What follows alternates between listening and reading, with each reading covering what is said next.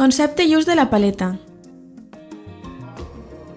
Anem a delimitar la noció de paleta, la seva tipologia, funcionalitat i evolució en la història de la pintura, establint alguns criteris bàsics en la disposició i mescla cromàtica. Per a orientar i fomentar el desenvolupament d'habilitats i destreses en l'ús de dit instrument, parant atenció fonamentalment en l'etapa de formació. Seguirem els següents passos. Diu John Gage que la paleta és un dels utensilis més importants en la història de les idees pictòriques i que la seva evolució pot traçar-se a partir de les representacions d'artistes treballant. La seva composició i disposició interna ens porta des de l'instrument en si a la noció de paleta, com a conjunt de tonalitats que presenta un quadre.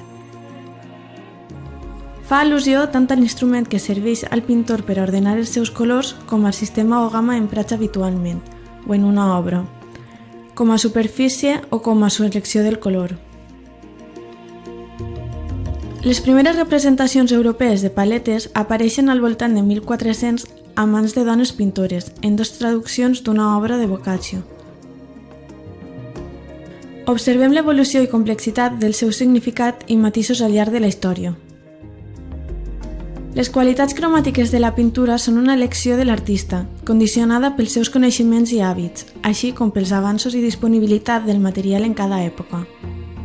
Els criteris a l'hora d'organitzar el color es veuen influïts per aquestes mateixes preferències i costums personals. Vasari relata com Leonardo di Credi, al taller de Verrocchio, realitzava una gran quantitat de mescles, fins al punt d'arribar a tindre 25 o 30 colors de la seva paleta. Als segles XVIII i XIX trobem paletes composades per colors prèviament mesclats, insistentment matisades. L'obsessió desmesurada per les receptes miraculoses té la seva purga en aquesta caricatura de James Gilray, on fa sarcasme al 1797 d'una societat que sucumbeix davant el fraudulent manuscrit en les pàgines del qual es revelaven els misteris del color i de la pintura veneciana. El procés del color és un fenomen complex íntimament personal i relacionat amb el material cromàtic i la metodologia de cada pintor. Una apreciació subjectiva. Una resposta a l'estimulació de l'ull i dels seus mecanismes nerviosos per l'energia lluminosa de certes longituds d'ona. La configuració de la paleta, la seva disposició de colors més o menys reduïda o extensa, forma part d'aquest mecanisme podent ser molt variada. Delacroix la canviava per cada quadre, del qual pretenia abraçar prèviament totes les tonalitats. Van Gogh posava nous colors seguint un esquema tonal més convencional. Seurat disposava 3 alineacions d'11 tonalitats, 11 mescles i 11 blancs.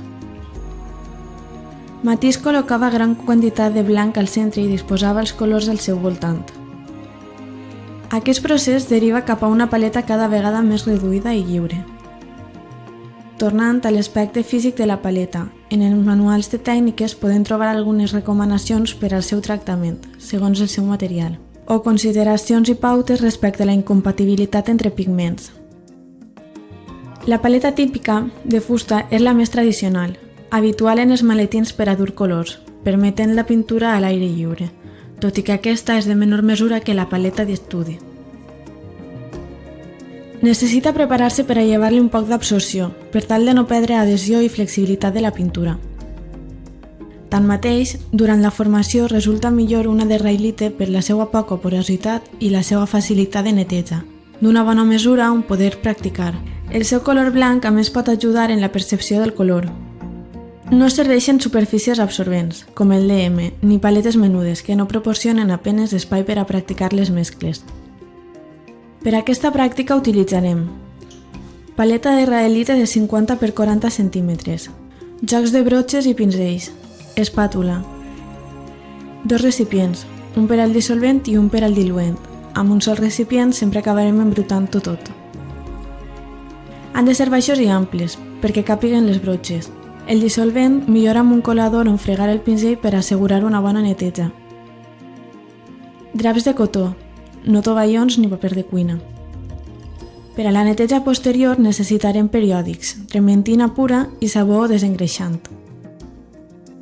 Els materials necessaris són els tubs de colors, més els dissolvents i diluents específics segons la tècnica escollida. En el nostre cas, al tractar-se de pintures a l'oli, necessitarem trementina pura, olis assecants i vernissos. Aquests són els colors que recomanem, pel seu bon poder cobrent i colorant, la seva solidesa i per ser compatibles entre si i amb tot tipus de tècniques.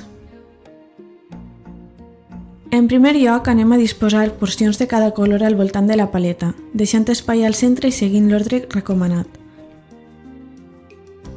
Blanc de titani, groc cadmi mitjà, ocre groc, siena natural, vermelló, roig de cadmi oscur, carmí de granza, blau ceruli. En cas de tindre'l, a continuació aniria el blau cobalt, blau ultramar, blau Prússia, ombra natural, ombra torrada i negre marfil. Per a mescles de colors no utilitzes el negre fum. Farem unes gradacions en càlids, agafant un poc de mèdium.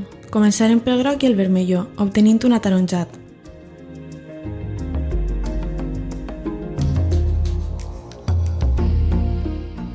Al qual afegirem roig de cadmi oscur i un poc de blanc.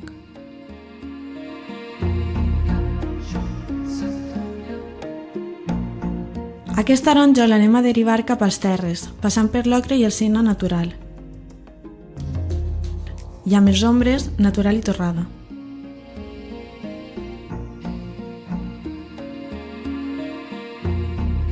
Si incorporem un poc de negre i blanc, ens n'anirem cap als grisos càlids. Fixa't com hem ocupat l'espai central de la paleta, pròxim als colors d'origen. Anem a canviar de gamma i per a no començar embrutant el color, netejarem el pinzell amb trementina i un drap. Reposem un poc de blanc, que és el que normalment més prompte s'acaba. Ara anem a treballar colors freds, a un lloc distint per tal de no embrutar el color. Iniciarem la gamma amb una mescla de blau ceruli, ultramar i blanc.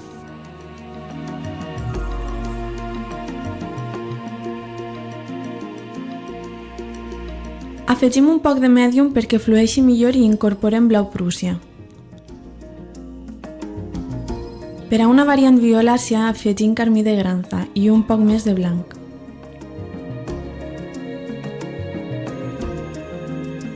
Quan notes que la pintura ho demana, afegeix més mèdium. Ara anem al negre, cap als grisos freds i així acabem amb aquesta gamma, en gradació amb el gris. De nou neteja el pinzell, i com anem a canviar de colors i ja no queda espai, netegem també el centre de la paleta. Això és important. Primer amb una espàtula llevem els sobrants de pintura, seguit de periòdic i només aleshores, quan no queda quasi res, utilitzarem aiguarràs pur. Primer fregant amb el pinzell i finalment repassant amb el drap de cotó.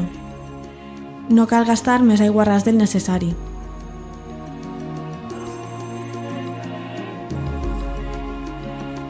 Repassarem la neteja del pinzell per a fer després una gamma verdosa pel mateix procediment. Aquesta vegada partint del groc, blau ceruli, ultramar i blanc.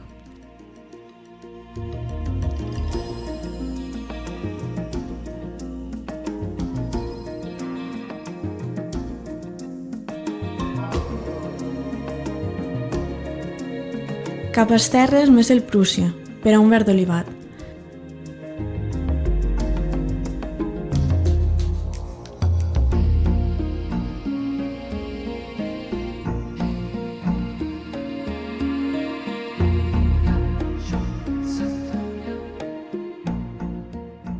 I obtenim una gamma estructurada en verds, de saturats a terrosos, passant per més càlids a més freds.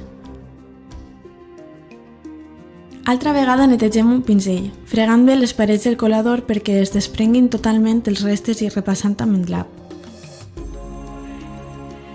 Val la pena llevar bé els colors que se'ns hagin posat bruts i reposar-los, si és que anem a continuar.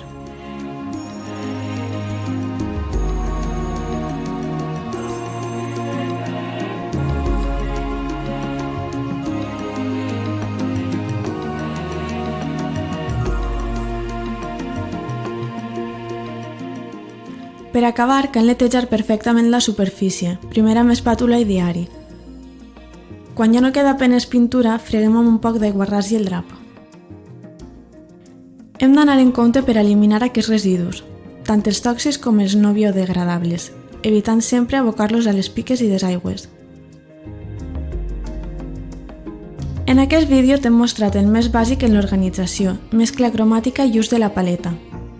Assenyalem alguns dels vicis més freqüents en l'alumnat. Sense ànim de menyscabar en forma alguna la llibertat i expressivitat personals, aquest exercici pot servir per a entrenar-te en l'ús correcte de la paleta durant l'etapa de formació.